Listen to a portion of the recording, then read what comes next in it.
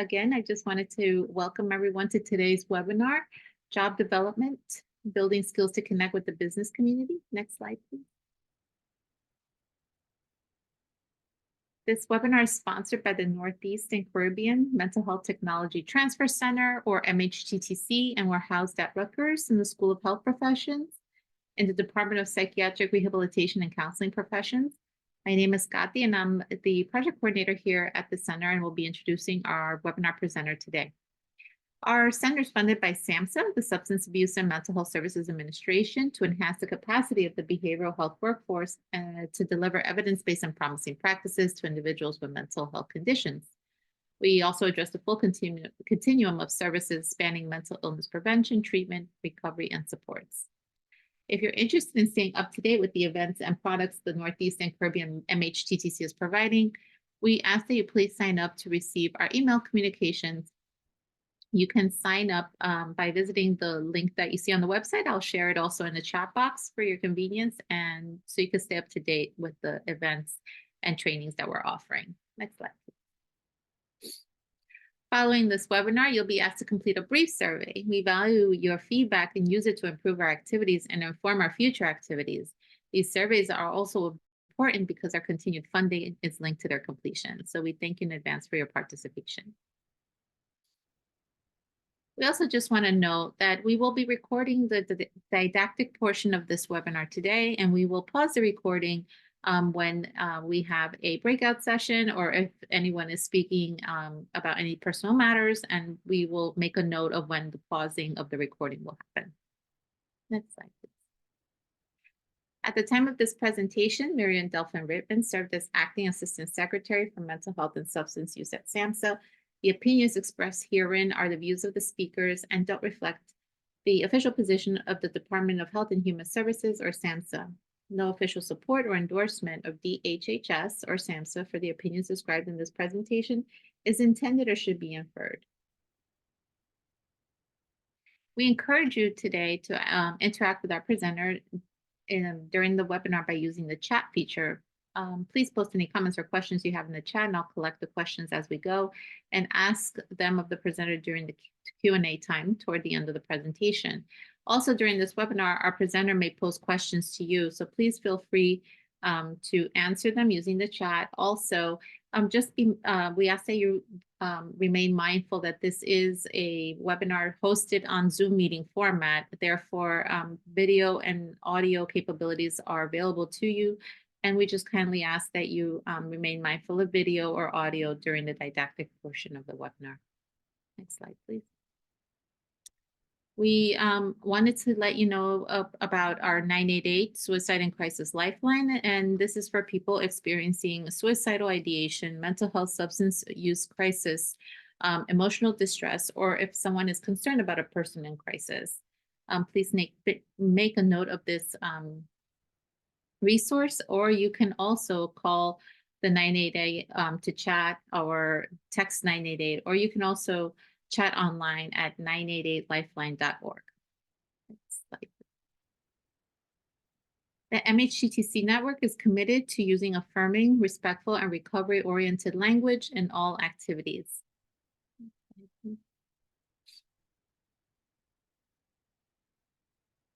Now let's begin our webinar. We have Joni Dolce with us today. Joni is an assistant professor in the Department of Psychiatric Rehabilitation and Counseling Professions at the Rutgers School of Health Professions.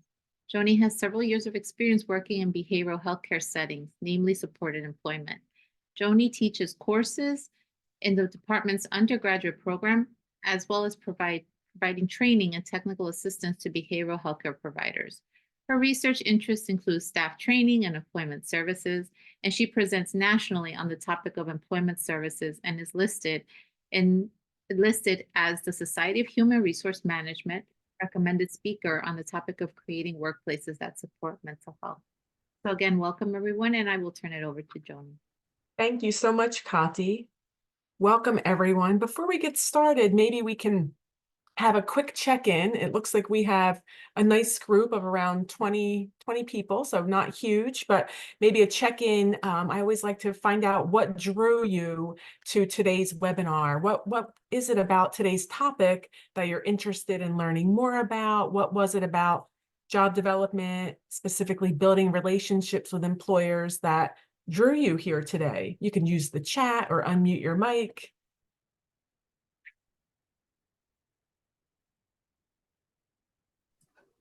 I can start. I'm Sunny Mishahi. I'm a job developer, employment specialist from Sonoma, California. Hi, Sunny, And welcome. thank you. And as a job developer, as an employment specialist, uh, uh, the learning never ends, and I have to keep myself updated. So thank you for having this, meeting today. It helps me a lot. Thank you. Great, welcome. It's always helpful to keep your skills updated and hear from others. How about other people on the call today? What was some of the reason why you were drawn to today's topic? Thank you, Sunny. Thank you. Oh, I'll go. I just became a peer support counselor and a recovery coach, and I'm getting stuck on how to start up my own business and the right way to go about it. So that's what drew me here today. Great, welcome. So what we're going to cover today are, we're going to define what we are talking about when we refer to job development. We're going to look at the importance of introducing your employment services in a business-like and professional manner, looking at the elements of an elevator speech. So kind of using some business inspired work, marketing to help craft an introduction to employers and businesses, and then also do some practice, maybe practice some, or have an opportunity towards the end to practice our elevator speeches. We'll have to see as we get to that point, but some of the, the real learning happens during that practice. Katya, I don't know if there's anything in the chat. Looks like a few things came in. Yes, Joni. So we have people sharing that they're looking for good resources to train employment specialists. We have someone that said they're interested in building relationships. They'd like to learn from different people and their techniques to grow their ability to better build relationships. And then working as an IPS employment specialist as a major part of their job is building connections with employers. So any help or training to do this is appreciated. We also have someone sharing learning how to build and sustain these relationships, looking for ways to connect them with business and other professionals. And I think that's the end of the comments. Great, thank you so much. So since we have a smallish group, we certainly encourage discussion and encourage you to, talk with others here on the call and maybe offer some support and suggestions, or use the opportunity to kind of hear what others are doing. It looks like from the registration that we have people from, all over. We just heard from Sunny from California, and we have people from Georgia and certainly New Jersey, New York. So we're going to get started and just kind of get us all on the same page of our definition of job development. What we're referring to here is initiating and maintaining relationships, kind of personal relationships with a variety of different businesses and industry representatives. We want to look at and help to assess what the employer's business needs are, and make a good job match between what businesses are looking for and what job seekers' skills and interests and other characteristics, how we can help match the two. Job development is that skill, and I speak from experience. I've worked in employment services for a number of years. My main practice, my main job when I was practicing was an employment specialist, so I did a lot of job development. And it's, the simple fact is it's difficult at times, and it can be very labor intensive. And there have been previous studies that looked at, there might be over 1,200 job leads, that those job leads can lead to 188 job interviews, and the result might only be 27 job offers. So it's time intensive. However, the benefits of assisting individuals that you're working with in getting out there and building relationships in the community are, there are a number of benefits. One is you're kind of getting a sense of what the business community is looking for. You're able to sort of possibly open the door to opportunities for individuals who may not have worked for a number of years, or people who may have gaps in their work history. Going out there and building those relationships can help provide more opportunities. And that's one of the areas job development has been shown to really positively impact the number of jobs that people with mental health conditions and other disabilities are achieving. Job development works. Maybe I can kind of touch base really quickly here again to kind of get your feedback. What is it about being an employment specialist, a vocational specialist, maybe you work in housing, or maybe you're the voc specialist on PACT, but I'm assuming most of you are doing some sort of vocationally related work if you're on the call. What are your thoughts about job development? What are your feelings about meeting with employers and kind of going out there in the business community? It's a very unique position in service provision. What are some of the thoughts that maybe you have here on the call? You can use the chat or unmute your mic.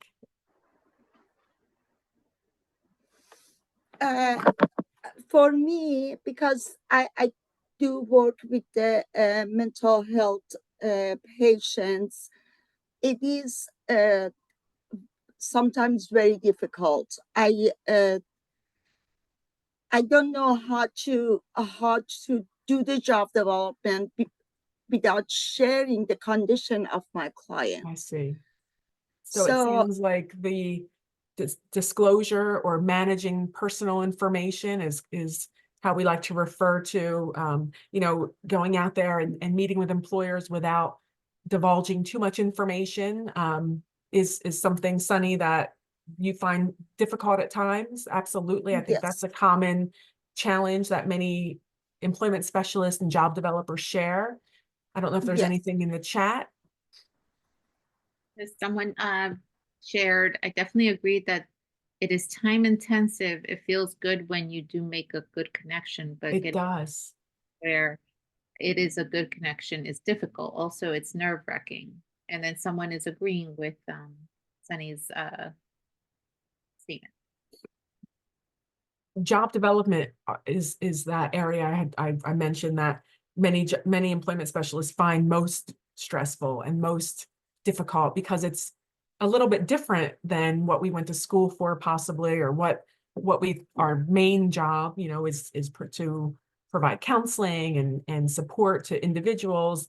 Meeting with employers is a little bit outside of that, but like someone just mentioned in the chat, getting that lead, or landing that interview, or making that connection with employer feels so good. I remember that feeling when an employer would say, oh yes, you can come back next week, we can talk more about it. Even if it never landed a job, just the thought of having an opportunity to follow up with the employer. And that's kind of what we're going to do today, is talk about how to develop and initiate those relationships, and talk a little bit in our brief time here about how to continue those relationships with employers. But just as we're kind of talking about meeting with employers and meeting with businesses, essentially that's networking. We're kind of networking on behalf of individuals we're working with. We're certainly preparing individuals, job seekers, to do their own networking. So just a quick little survey here. What do you think the percentage of people is that who get jobs through networking. You can use the chat or unmute your mic. This was a survey conducted by LinkedIn. It just reinforces, maybe I'm giving it away, but reinforces the importance of developing a network and building that network and continuing to nurture that network of employers. Anything in the chat so far? The people are sharing that they're looking at 85% as the majority of the answers. Someone said 55, someone said 70%, 75. It's 85% of people, 85% is the percentage of people getting jobs through networking. So it's a very big percentage. Think about your own job and how that happened. Was it through some sort of networking? Was it through, traditional ways like sending in multiple cover letters and applications and resumes? So think about that. And I kind of preface this whole training around networking because that's really essentially what we're doing when we're building these networks. So I'm going to pose this question to you. And I'm posing this question because I want you to begin thinking about, and maybe many of you are thinking this way already, and this reinforces that, but we're not, when we talk about job development, when we go back to that original slide that we defined it, we're not talking about going in and asking if an employer is hiring. We're not just sending out applications and resumes through Indeed or Monster. It really is building that relationship with employers and maintaining that ongoing personal relationship. So if you think about job development in that way, this question here, what are the benefits to building relationships with employers? What do you think the benefits are?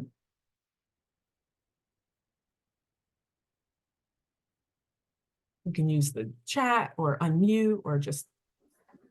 I think benefit of building relationship with employers are a key to our job, because when that relationship is built, they have it back in their mind that there is someone who has, group of people who's looking for a job, and this is perfect for them, and that's just take them a call, and it is a great relationship if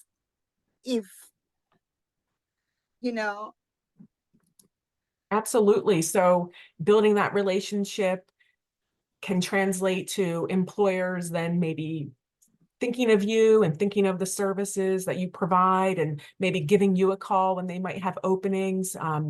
What are some other benefits to building relationships with employers? Looks like there might be a couple of chat responses. Sure. They're mentioning rapport, trust, knowing what can help us both. Learning what employers think are the ideal skills an employee may need to have. So building trust, a better understanding of what skills employers are looking for to help with that job match, right? Because above all of this is really, all of this is guided by the job seeker's goals, the job seeker's interest, what the job seeker wants to do. You might develop relationships with employers and be so happy about that relationship, which is awesome. But if there's not a job seeker to fill that, then we want to make sure it's a good job match. So those relationships we're building with employers help us to better understand the work culture, help us to better understand employers' expectations, so that we can help individuals we're working with identify opportunities out there that are matching their skills and interests and values. Everything is individualized, I guess, is kind of the bottom line point. we might be developing these relationships, and maybe those relationship that employer, we might not, you know, that we might not have a person that could fill that particular need. So we want to be very mindful that everything is done individualized. Anything else in the chat, Kati? Yes, someone mentioned it gets our IPS program out into the community Mhm. and find out more about the environments that people will be working within and learning about an employer's need prior to presenting them with a potential candidate. Absolutely. So very few, I don't think any of those responses said anything about, you know, just finding job leads. Most of those responses were around getting a better understanding of the culture and the environment and what the employer's expectations are. Absolutely. So we're going to kind of get into some of the specifics about how to build your employer network. We're going to talk about each of these areas in detail, kind of give you some suggestions and some strategies for each of these, but we're going to talk about going local, you know, how to, in your own local area, build the relationships. What are some ways to do that? Looking the part. You know, that's probably not something that needs to be, you know, stated overtly, but it is something for us to be mindful of. And I don't know about you, but I know with COVID and kind of working from home and remotely, you know, it takes a little more effort to kind of present that professional appearance and demeanor. So it's always something to be aware of. Being active, we'll talk about what we mean by that, the research around kind of building that employer network, having that really in you know, in-depth knowledge of what job seekers' goals are, so that you're kind of reaching out to employers that match what job seekers are interested in pursuing, and then using social media. And we'll talk a little bit about what types of social media might be most effective. And it's probably, you're probably all kind of connected with those social media anyway, but we'll go into that a little bit more. So going local, one way to build your network is connecting with local businesses. You might be able to find employers through maybe the Rotary Club or Chamber of Commerce in your area. Human resources groups like the Society for Human Resource Management, they have local or regional business or, you know, membership groups. Other labor or local business organizations, many of these offer monthly networking events designed for businesses to learn more about each other. And they present a really excellent opportunity for your employment service. So many of you work within organizations and probably work in different employment services or vocational services under those organizations or an IPS program model. It gives your specific employment service an opportunity to kind of be recognized by other businesses as part of the business community. Other businesses will see you and see your service as professional and one of potential value when you take advantage of some of these networking events or other business-to-business events. So what are some ways in your own specific communities that you can build relationships with employers? What are ways that you currently build relationships with local employers? What are ways that you can think of? Use some time today to think of those ways. You can use the chat or unmute your mic.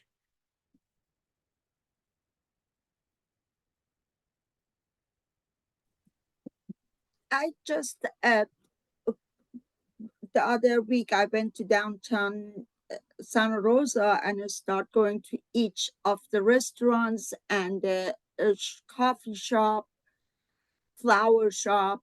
Every business is in there, and just introduce myself and have a little chat. It Mhm. wasn't like I'm a job developer. I have a client who needs a job.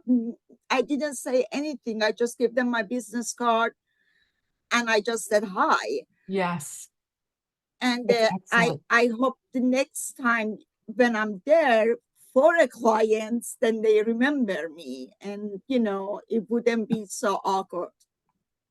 Yeah, you're building that local network. You're reaching out to local establishments, coffee shops, restaurants, places that you might frequent. Also connecting with some of the business professional organizations.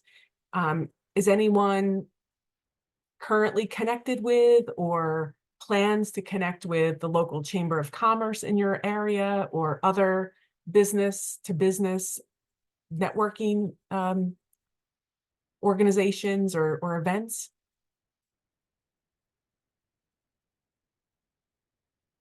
We have a comment in the chat, one with local employers, an intro by other employers, job fairs, governmental agency fairs as well.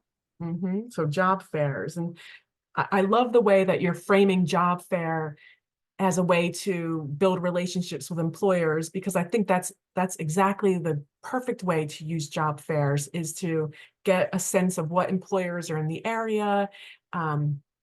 Certainly for job seekers, using job fairs has another value, and helping to support job seekers in kind of using job fairs for their own job search. But I think as job developers and employment consultants, having that opportunity to just get a chance to see what employers are out there. Sunny mentioned introducing yourself, sending giving the employer their card, and not necessarily looking for jobs or asking if they were hiring. That's a way for you to potentially turn a cold call into a warm call. Sunny can then go back and say, yes, I was here, a couple weeks ago, we chatted a little bit. Now it becomes less of a cold call and more of maybe some warmth to it. Maybe the employer recognizes Sunny and recognizes that they had some discussion. So, certainly cold calling isn't the ideal, but it is a way, like Sunny mentioned, to get your foot in the door and to at least,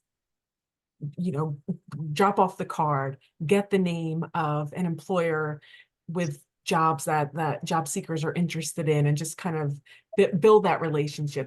That's one step to building it. Here are some resources. You can check these out after the webinar today, but Society for Human Resources, they have on this website all of their regional and local chapters. You can kind of dig into those a little bit to see if there's anything near you that maybe they might have free or low cost events that you can attend. Another advantage of linking up with business organizations like SHRM or other businesses like the Chamber of Commerce is you can then start building an employer advisory, if you will. You can start building resources. So maybe you have questions, or job seekers have questions about those personality exams or tests that they give. Maybe a representative from SHRM might be able to meet with your team or individuals that you're working with and kind of orient you and them to, what's the rationale, what's the reasoning for these types of questions, how do I best respond. So you're kind of building that relationship for job opportunities, but you're also building it for maybe resources and other types of support. The labor market contact list, so each state has different labor market contacts, and they can provide some resources and information on labor market trends and projections and so on. It's an interesting, just popping on there and checking it out. And then, of course, the U.S. Chamber of Commerce has the listing of all the different chambers of commerce. When I was providing employment consultation and working in a supported employment program many years ago, we belonged to the Chamber of Commerce for that particular town we were in. And every month they had like a morning breakfast, a networking event, and you kind of walked around, you wore like a name tag, met people, and it was just a way to, again, maybe turn what otherwise would be a cold call. Maybe if I actually went to those employers and just, knocked on their door or called, into now a warm call. Oh, we met at the chamber breakfast, and they see you as part of their community. And I know that budgets are certainly tight, and there's probably not a ton to spend, but if there is any sort of budget for your SC program or your vocational services, one way to use that might be a membership to the Chamber of Commerce, or maybe your organization already has a membership. But believe it or not, those were really productive and useful events to just see what was out there, and just start talking with people and networking. We saw 85% of people typically get jobs through networking. Any questions or comments about using some of these resources, or maybe someone can chime in on whether or not they've used or have attended chamber events and any of the benefits that they might have received from utilizing any of these business to business organizations or attending any of the events. You can just unmute or write it in the chat.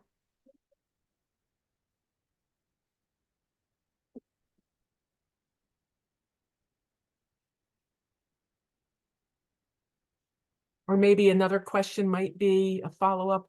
How might your organization or your specific program or service use some of these business to business organizations?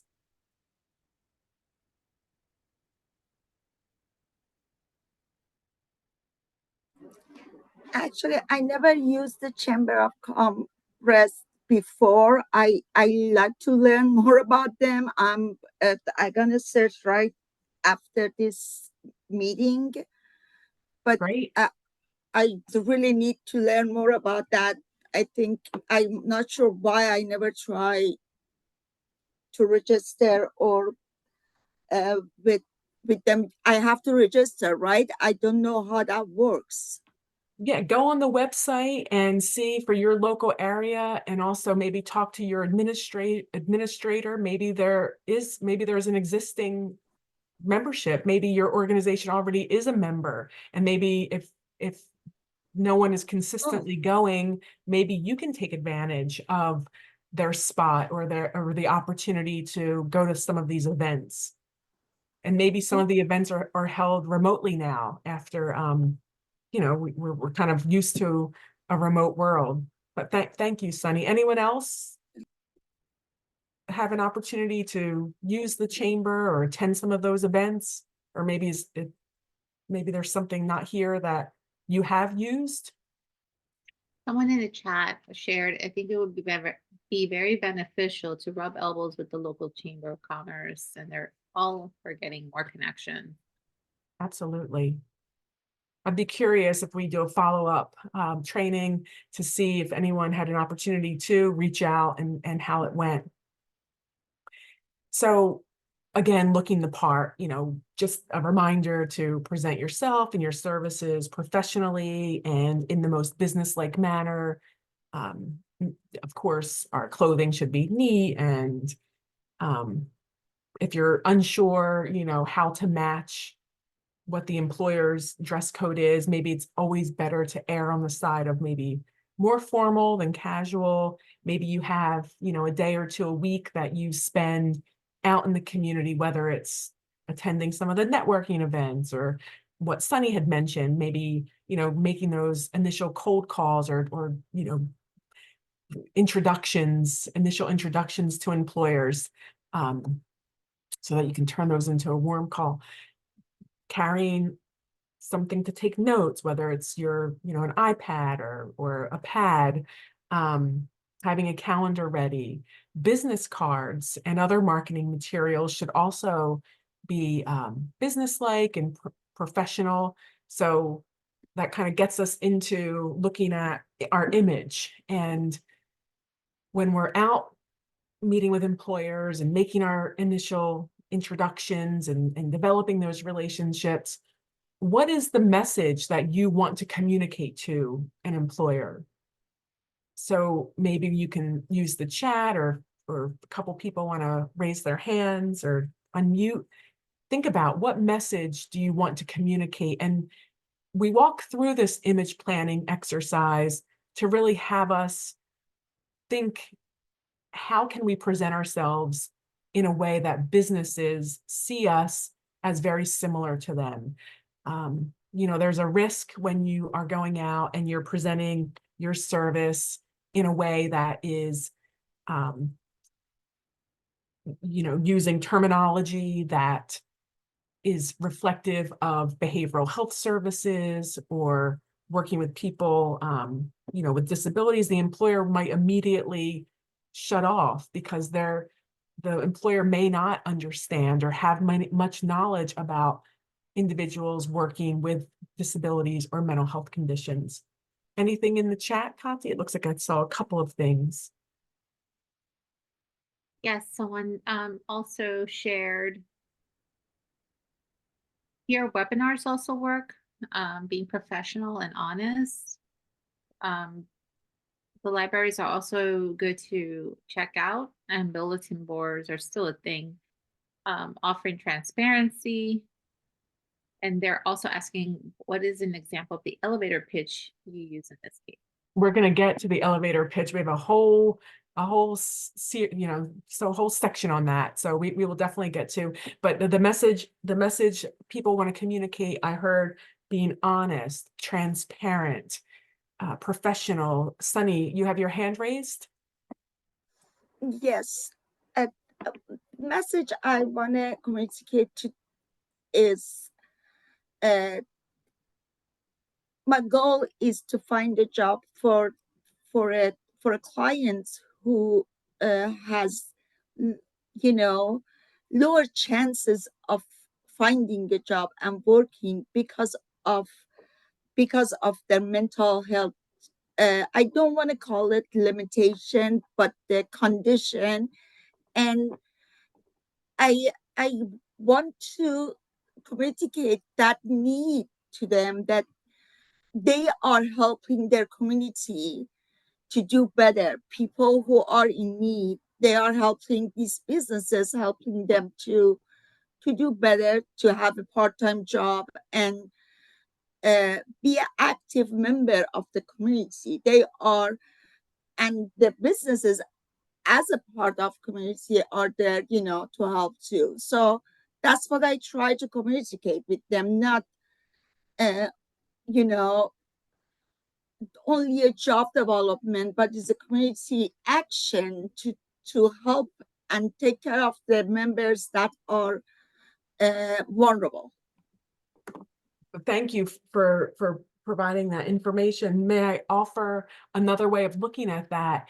Is not necessarily people who are vulnerable, that, you know, the employers helping out a specific group of people, but if we are really spending the time developing a good job match, and we know that the person's skills and interests and values match what the employer is looking for, it really is about partnering with the employer around employment and finding and helping the employer to identify people within their community, regardless of disability or mental health condition, but people in their community who are actively looking for work. We want to convey the message that we're there to help them find those individuals, find people. You know, we don't want the employer to think that there's any sort of charitable reason they should be doing it. We want the employer to see the great benefits of using our service. And we're going to talk about, that's kind of what this image planning activity is for, is really to highlight those unique skills that you have as an employment specialist. You know, one of those skills is the fact that you spend so much time getting to know the job seeker and understanding what the job seeker's interests and wants are, and goals. It looks like there might be something in the chat. Yes. So someone also shared an image, trying to, oh, the bulletin boards that they shared in the image. Thank you so much for sharing.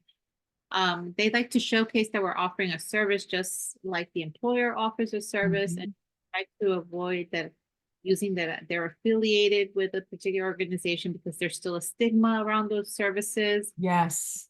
Sometimes if someone local hears about that organization, they think that they think of people living with developmental disabilities, which our program actually works with people living with serious mental health illness. They're assisting individuals with seeking employment and have a person who is qualified for you available. Absolutely. So it's collaborating, really showcasing. I love that showcase that we are offering a service just like the employer offers a service. Yes, I love that bulletin board. So that's the message. The message is this partnership. You know, we're all in this community together, whether it's a small town, whether it's an urban area, whether it's, you know, suburban, whatever it might be, but we're all kind of part of this community. And how can we partner with one another to make the community thrive? And part of that is, you know, through employment, through career advancement. And I love what everyone had mentioned, and including you, Sunny, that, you know, it really is conveying that message of professionalism. We're a business just like you, and we have some good skills, and we have some great resources that we can provide. So you want to kind of stay away from images or symbols that suggest any sort of, you know, charity. We don't want to come across as, you know, the employer's doing this solely to help the client out, solely to help the individual. The individual has a lot to offer, as does your employment service. So we want to avoid using those types of jargon or symbol. So, you know, this image planning activity, this is something that you can kind of take back with you, maybe work with your team. It could be a team building or something that you do in a team meeting, and really sort of like brainstorm about the types of messages and what keywords and what images. And then finally, if you can think about, I don't know if anyone has a doing business as name, so maybe a different name than their parent organization. So maybe the parent organization you work for has the term mental health or behavioral health or disability in it. Maybe there's a way you can speak with your supervisor or other administration to see if there's a way that you can kind of go under a name that isn't quite so obvious and blatant. And that's certainly not to be sneaky or to somehow like disclose information. It really is a way to protect individuals' confidentiality, right? So if you go into a business and you automatically let the employer know that you're working with an agency, you know, ABC Behavioral Healthcare Organization or ABC Community Mental Health Center or whatever it might be, you know, you're automatically, unfortunately, setting someone up for potential stigma and possible discrimination. So, you know, think about if there's a way for you to talk with your supervisor, others in your agency, if there's a way to go by maybe a different name. Again, not to be sneaky or somehow be covert with an employer, but really to protect the person's confidentiality. And then certainly if the job seeker or the employee decides to disclose and what type of personal information they decide to manage is up to them. And you can certainly support them in that, and the timing, you know, when that makes the most sense in terms of protection. But just in terms of the image planning, think about ways that you might be able to present your service. Kind of moving into the being active it kind of goes with the being local and being out there in the business community, and it talks about, you know, ways that you might be able to, if possible, volunteer your time, supporting local business organizations. Maybe there are different events or other committees.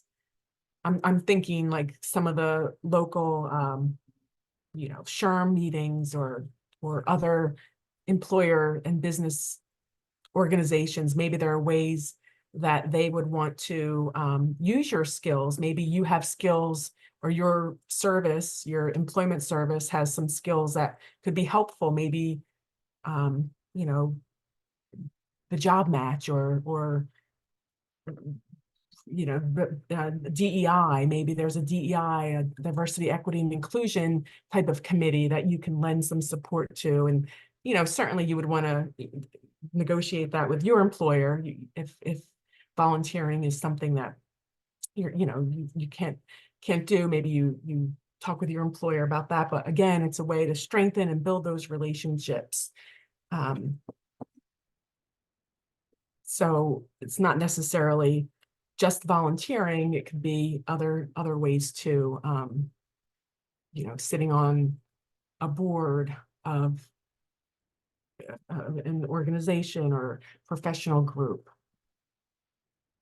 doing the research, keeping updated regarding new market trends and business trends and projections. The next page has quite a few resources of the different trends, websites that you can look at different trends and projections, and you can find information on the US Bureau of Labor Statistics websites on the next slide.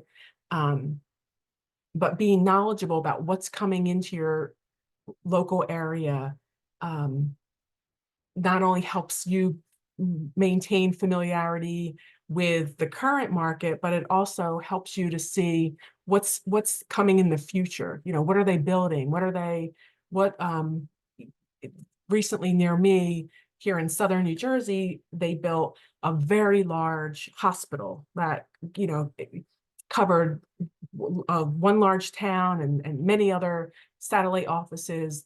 So that was an opportunity if you were working with job seekers who were interested in working in the medical field somehow, being kind of aware that that was happening and they were building this hospital system. You could kind of get in early on and sort of network with the human resource department, network with the person who does the hiring, and begin that relationship building early on.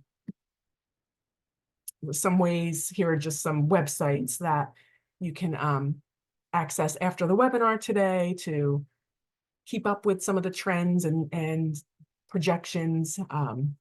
Very user-friendly, kind of click in and it'll give you some information of where to look. And then looking and knowing the job seeker's goals and making the match is such a critical piece of building that relationship. Because has anyone ever been in a situation, I'll raise my hand first, where you thought it was a great match, the person had the skills, seemed to have the interest, and the person worked for maybe just a couple of days and just left without really telling the employer? And then as you dig a little bit deeper, I realized, you know, as I started talking to this person, it was a person I was working with, they were very involved with a local, like a self-help center, wellness center, and they were really had some leadership roles there, and their job interfered with that. Had we had that discussion earlier, we probably, you know, they probably would have chosen a different occupation or different job. So I guess the point is knowing the job seeker, really getting to know and understand what the person's skills and interests, abilities, and goals are. That person's goal ultimately was to become a facilitator, group facilitator, peer provider. You know, and had we had those more in-depth conversations, it would have been pretty obvious that it wasn't a good job match. And sadly, what happened, I was involved with the job development of that with that employer, and it really didn't look well. It looked great. It looked pretty bad. The employer wasn't very happy, and it took some time to build that relationship back up, which we did because that honesty and transparency was there. That was all there. So the employer, took some time, but being honest and transparent was very helpful. So we want to become familiar with the needs of job seekers. We also want to better understand the work culture, right? So what's the work culture like? What are the tasks that are needed to be performed on the job? What skills are required for the job? What's the physical environment like? I think I have a slide coming up with some features of work culture that kind of helps you kind of frame what you're looking for when you're assessing a company's work culture, namely leadership and how people communicate with one another and so on. So we're really targeting employers that match the job goals and interests of individuals we're working with. So using social media, anyone here use any type of social media currently in their job development or building relationships with employers? And how are you currently using any type of social media? See a hand raised by Lauren. Yes. And we have someone in the chat shared LinkedIn. Hi, I put my hand up by accident. I wanted to comment earlier, but right now I'm just listening. Thank you, though. I don't know how to put my hand down. That's okay. We'll ignore it, Lauren. Thank you. I appreciate it. Thanks. Yes. LinkedIn. Hi. Good. Hi. Good Mary. afternoon. Yes. Sometimes I see like on Facebook and you have to go in there and actually check just to make sure they're real opportunities. Sometimes Facebook will post job opportunities. Like once I saw where there was this cleaning position, janitorial position, and it said that they were looking for a certain amount of employees, and it said that you could go ahead and submit your application, at the bottom.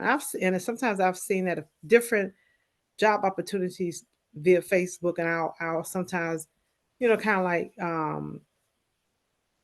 just check it out first before I actually relay it to my consumers, because sometimes they're not real job opportunities. Yeah, check it out. Make sure it's legit. Make sure it's real.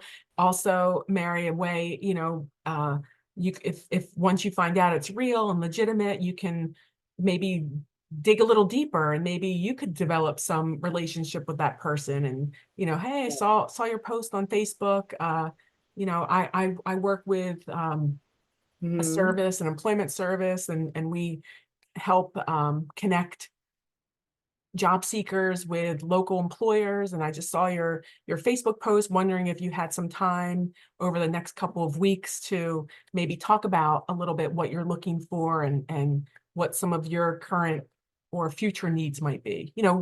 That's an opportunity to build a relationship too. Exactly. Using social media, you might have your own personal LinkedIn accounts or your personal Facebook accounts. Sounds like, Mary, that is probably more on your personal side, but you're kind of always a job developer, right? We're always looking and trying to make that match.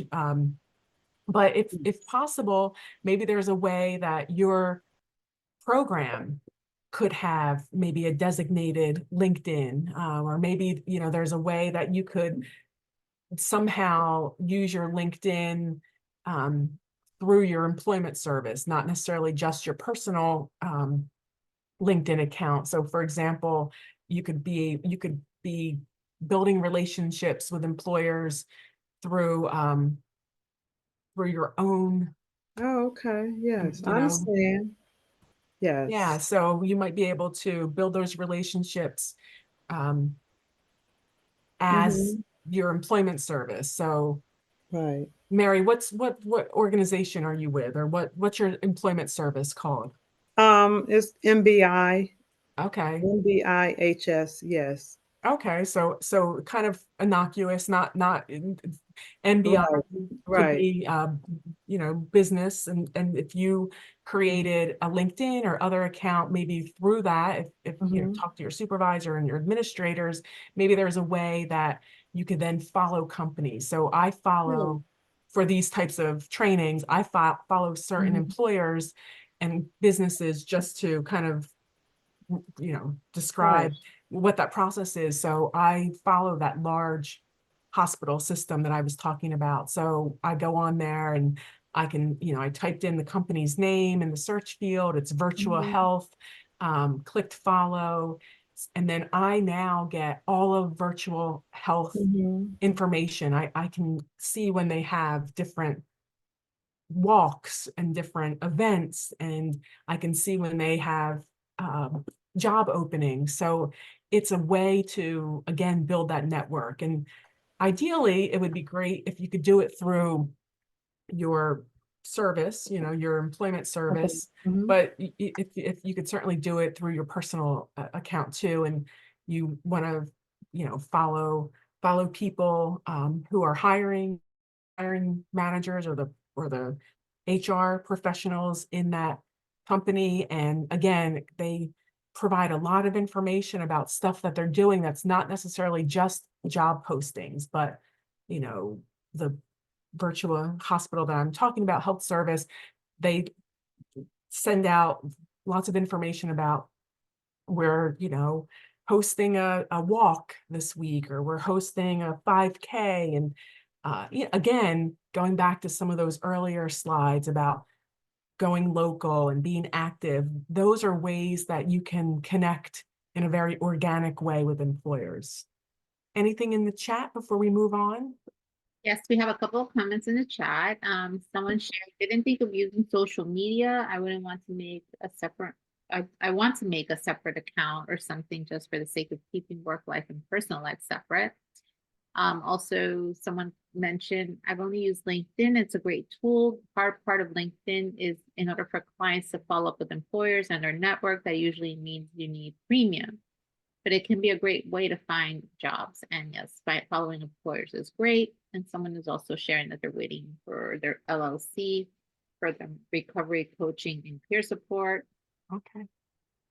Great. So, we're talking about social media today, really around job development, your activities, your job development. But yes, help individuals, assist individuals that you're working with, job seekers, in getting their own LinkedIn and encouraging activity. You don't want someone to create a LinkedIn account and never ever go on it and have no picture, or have it look really like just flat and no activity. So if someone's really committed to building a LinkedIn account, teaching them and providing that coaching around what they really need to do to keep that active and have it look viable and good. But in terms of job development, this is also a way for us as job developers, as employment specialists, to build those relationships with employers. Using Twitter, again, ways to learn about the company and practice your introduction, which we're going to get into, I promise, in just a bit. We're going to develop that elevator speech introduction. You can follow companies' hiring managers. Again, it's just another way to keep up on kind of the local trends and what companies are doing, particularly if these are companies local to you. Again, you could then send an email to an employer that maybe you've been following on Twitter and say, oh, I saw that your company is expanding. Let me introduce myself. I work with an employment service here in the local area, and then you can kind of describe a little bit about what you do and use that introduction we're going to create. But again, it's a cold call, but a little bit warm, because you're kind of referring to something that you saw, and the employer might think that there's a little bit more of a relationship or connection there. So again, just another way of using social media. And this I just added, and I don't know how feasible, but it could be something that could really grow your service and your program, but you might be able to do some podcasts, or, blogging might be not as common now, but certainly podcasts. And, you could have some, or newsletters, or maybe even a website, or, something that highlights your skills as employment specialists. What are the skills that your service can provide, and you can, again, it might be a reach goal to think that you're going to have a podcast, but maybe not. Maybe that's something that, there's a new way of that, maybe you come back from this webinar thinking, oh, maybe there's some new things that I could try, and maybe this is something to really connect with the employment community. If that's not possible, maybe commenting on other people's podcasts or websites, or, LinkedIn, making comments, and that, again, people see you in a professional way, an expert in certain things, particularly if you're commenting on areas that employers would find particularly helpful. Maybe you're commenting on things that are relevant, like accommodations and so on. Sunny, do you have your hand raised? Yes, these are great ideas. I never thought about a blogging or a website or podcast. I never thought about that, but this is something I want to search more about and learn more about how, you know, it, Yeah, it's a it's, way to you want the idea behind this is, as an employment specialist, as someone, working in employment services, you want to highlight your skills and expertise, and you want employers to really look at you in a way like, wow, they can offer my company something. They have something to offer. So yes, great, yes, thank thank you. you. Anything, it looks like there might be something here in the chat. Getting a table at a bazaar community center. Yes, I think that's a great suggestion, Amberly, depending on where you live, and if that's something that's readily available. Yes, have that table, and be able, maybe offer some suggestions on how, you might be able to. I'm thinking off the top of my head, but maybe, you have skills in communication techniques, and you could offer to the employer, workshops maybe to their employees on effective communication. Underneath all of this, many of you are counselors and have those communication skills. So just some ways to think about job development in a different way, not just, are you hiring? No. Here's, fill out the application online, blah, blah, check all these boxes. Just some ways to consider another approach. So this is just sort of kind of like an overview of the types of interactions and the goal of the interactions when you're out there meeting with individuals. Today's 90-minute webinar, we're really just getting to that first, introducing yourself. But we have others coming up, and we can certainly, if people are interested, arrange to have additional webinars on this topic to build on some of these other areas. But each interaction with an employer should have a purpose or an intent. So when you're preparing for each visit, it's important to identify that goal for yourself, and so that the employer, so that you can be best prepared to meet with that employer. Knowing that your intent for the day is to go introduce yourself to employers, you kind of know then what the goal is. So you builds up that confidence. You'll have the necessary materials that you need. You'll have prepared some tough, responses to maybe tough questions an employer might have. So, think about that. The initial visit, that introducing yourself, you want to have your elevator speech sort of worked out and really kind of flow off your tongue. And then the second visit, gaining a better understanding of the employer's needs. This might be when the employer wants you to come back. Maybe you introduce yourself and you say something like, I know that now might not be the best time for you to meet with me. However, if you do have some time, that would be great.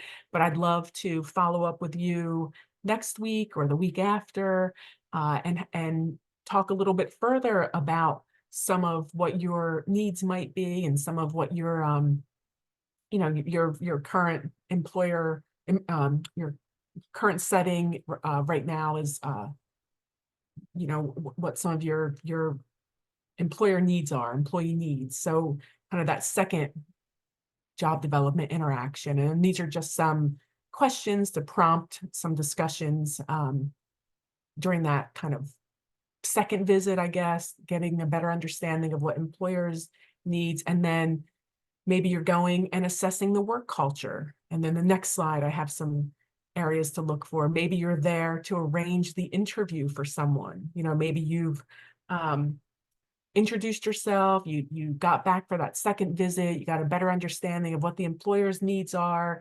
It's a good match. The work culture is a good fit. And now you're at the point where you went back to the job seeker and the job seeker said, yes, this sounds perfect. I'd love an interview. So now you're in that stage of helping to arrange the interview. So you've, kind of talked to the job seeker about what their disclosure preferences are, how much information they want you to share about their disability or limitations, if you will, or the functional implications of their mental health condition. And then the following up piece is important too. But again, we're really focusing on that top area of the introduction. And these are just, and we can, and be on the lookout for future webinars on how to assess work culture. We do an entire webinar on assessing work culture for disability, equity, and inclusion practices. But some of those areas you want to look for are the leadership. How are the leaders? Is there a hierarchy? Is there, are there formal leaders, informal leaders? What's the management like? Workplace practices and so on. So I'm going to kind of move through that so we can get to our elevator speech. Does anyone use an elevator speech or have used one, whether professionally or personally?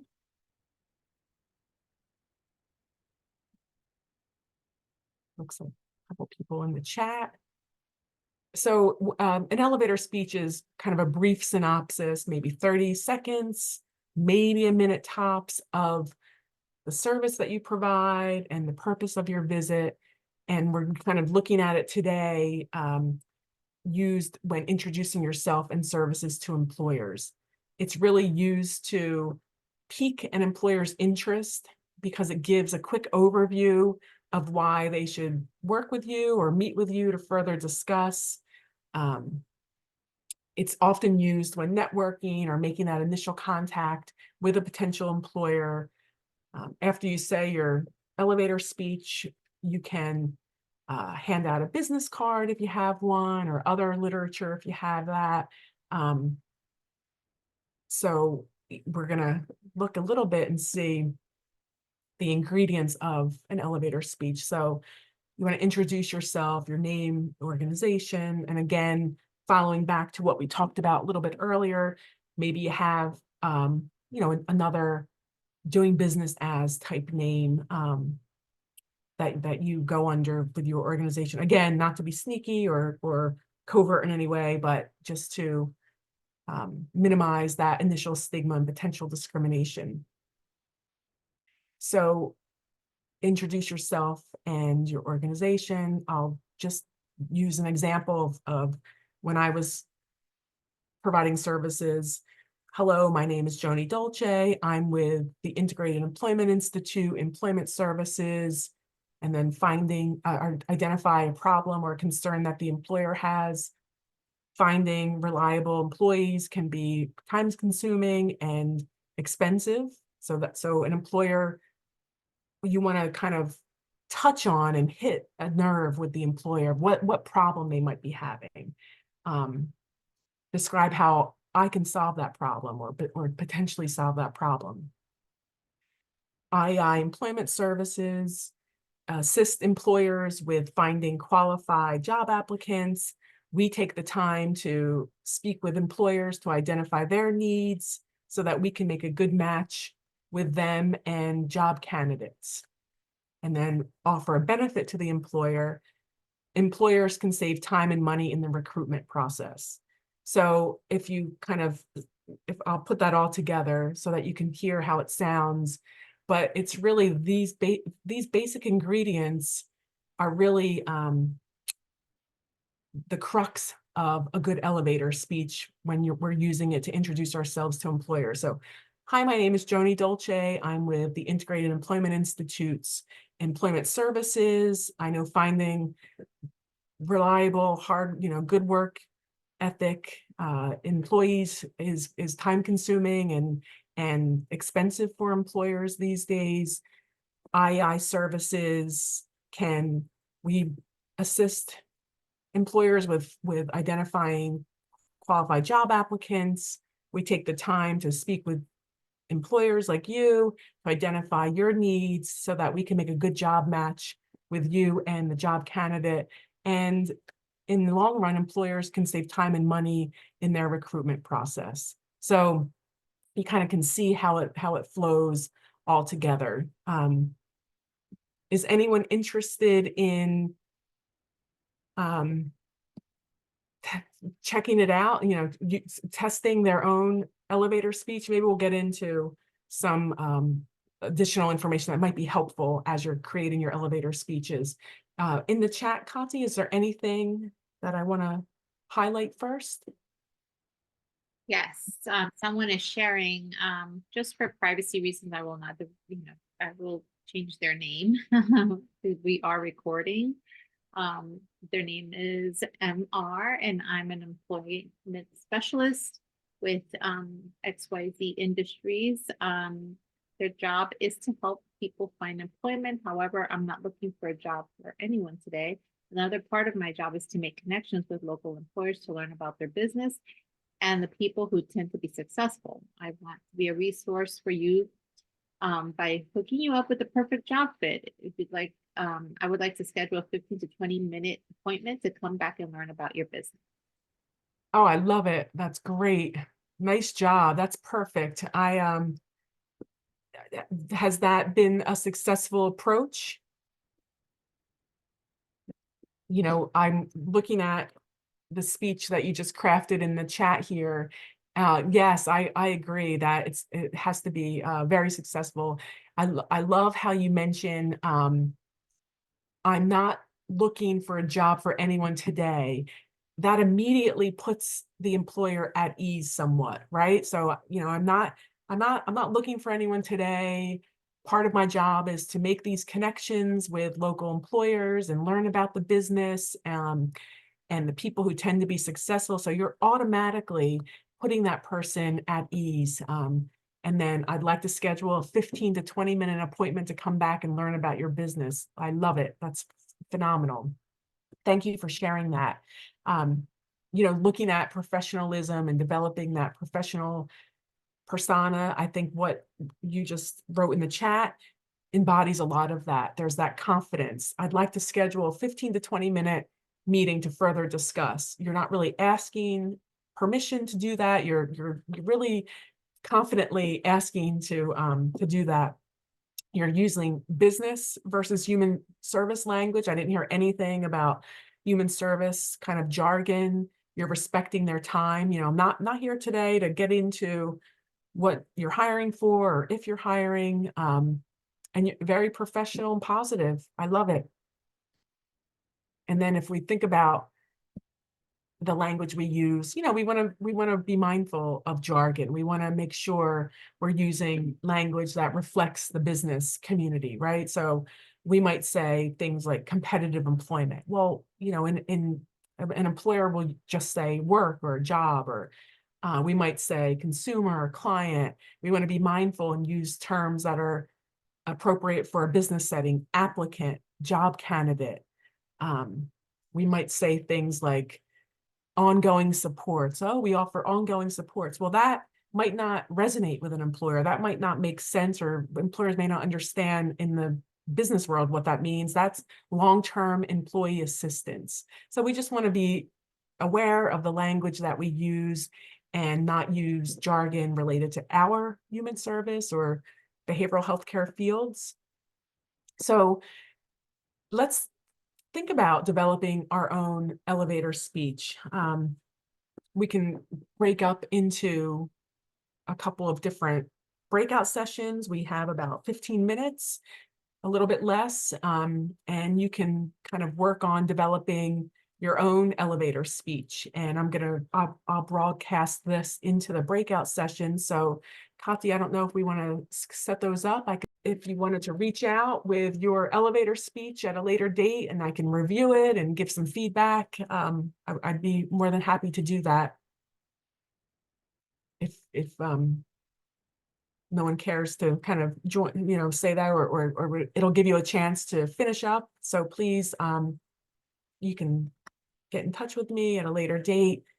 And we are at the summary slide. So thank you for all of the great interaction. We talked about the benefits of job development, particularly building those relationships. We talked about some of the ways that we can build those relationships, from going local, connecting with chambers and other business groups, to, making sure we're professionally presenting our service and ourselves, and then finally coming up with those introductions, or beginning to come up with those brief elevator speech introductions. So we appreciate all of your time. Here are some resources and references. Feel free to reach out to me if you have any questions. My email is here, and I think Kati put the evaluation information in the chat already. We appreciate any feedback for today, and let us know if you have topics that you're interested in the future, and we can try to address that need.